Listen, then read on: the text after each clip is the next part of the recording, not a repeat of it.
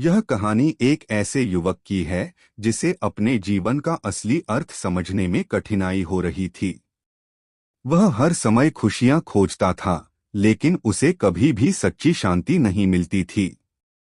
एक दिन उसने अपने गांव के एक बुजुर्ग व्यक्ति से सुना कि दूर के एक सूफी संत गौस पाक के पास लोगों के हर सवाल का जवाब है। युवक ने लंबी यात्रा की और गौस पाक के दरबार में पहुंचा। उसने गौस पाक से अपनी बेचैनी और उलझन की बात कही। उसने कहा, मैंने दुनिया के हर सुख का स्वाद लिया, लेकिन मुझे सुकून नहीं मिलता। आप मुझे वह मार्ग दिखाइए जिससे मैं अपनी आत्मा की शांति पा सकूं। गौस पाक मुस्कुराए और बोले, बेटा, जिस सुख की तुम तलाश कर रहे हो वह बाहरी चीजों में नहीं है। उसे तो तुम्हारे अपने अंदर खोजा जाना है।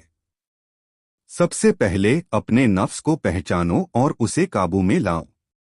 जब तुम्हारा नफ्स शांत होगा, तभी तुम्हें अपने रब की ओर जाने का मार्ग दिखेगा।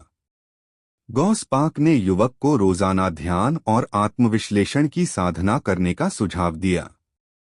युवक ने संत की बात मानी और धीरे धीरे अपने भीतर की कमी और अपने सच्चे स्वरूप को जानने लगा। उसे महसूस हुआ कि असली शांति भीतर ही है और सच्चा सुख दूसरों की सेवा और ईश्वर की इबादत में है। कुछ वर्षों बाद वह युवक एक बदले हुए इंसान के रूप में अपने गांव लौटा। अब वह हर किसी के प्रति दया और प्रेम की भावना रखता था और उसके चेहरे पर शांति और संतोष की झलक थी।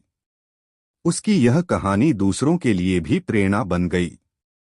यही है गौस पाक के मार्गदर्शन की सच्चाई कि हर इंसान अपने भीतर ही सच्ची शांति और ईश्वर को पा सकता है, अगर वह अपनी आत्मा को ठीक से समझे और उस पर ध्यान दे।